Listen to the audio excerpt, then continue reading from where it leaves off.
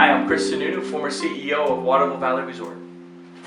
So Waterville Valley was originally skiable as early as the late 1930s over on what we now know as Snows Mountain, and it continued with rope tows and a small surface lift right up through the 60s. And then sometime in the mid-60s, Olympic skier Tom Corcoran was looking to start his own ski resort here on the East Coast, and he was flying over Waterville Valley. He at the time had been the assistant to the president of Aspen.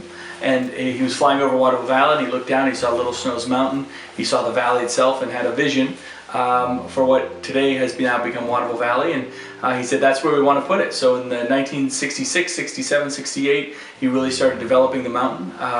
And he moved originally, what was originally at Snows, over to where we see the new mountain now, Mount Tecumseh, and opened that in 1966, and it was going strong ever since.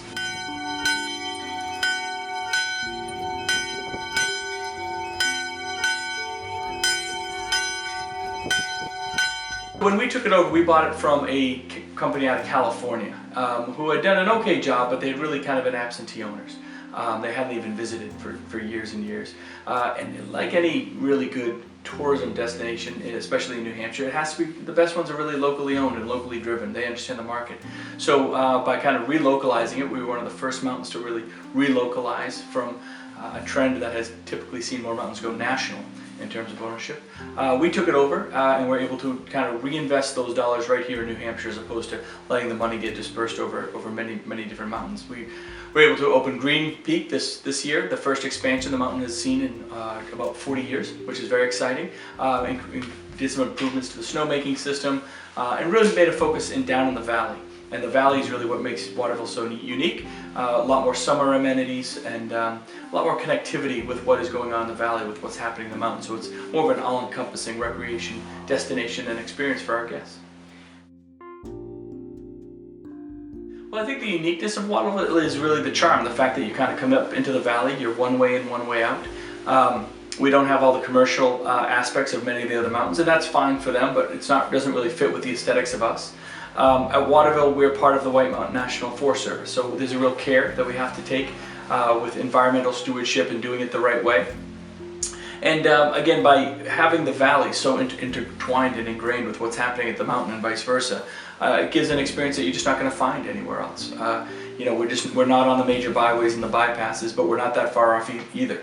The fact that we're only 2 hours out of Boston, we're really the closest major resort out of Boston, and that gives us a marketing leg up on a lot of other mountains as well. So by being able to offer kind of a true, I don't want to say Norwegian or Alpine-ish type feel, but when you come into Waterville, you're truly just away from everything. Surrounded by mountains 360 degrees. Everything in Waterville, it drives with what's going on in the mountain and vice versa. It just gives that very unique getaway experience, even though we're really only a couple hours out of Boston.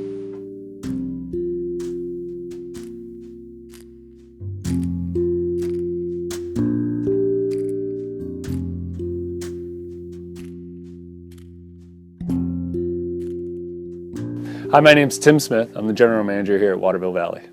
Waterville Valley, to me, is the perfect ski resort. It's not just the mountain. We have all the activities of the entire entire resort.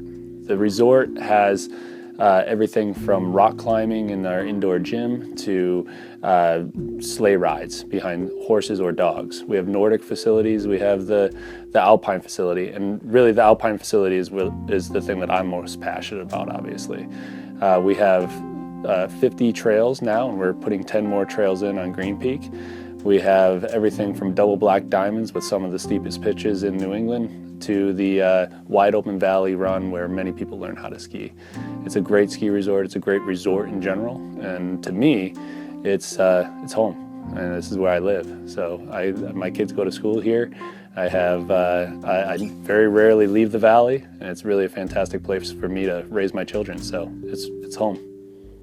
While I'm the general manager of Waterville Valley, I would love to see Waterville grow and start to develop more into more Green Peak, more skiing acreage, but also the valley itself. I'd love to see us get more beds, more warm beds, more people staying in the valley. I'd love to bring more people in from the outskirting communities and start bringing exit 28 more into all of Waterville. So when you exit 28, it feels like you've entered into Waterville Valley.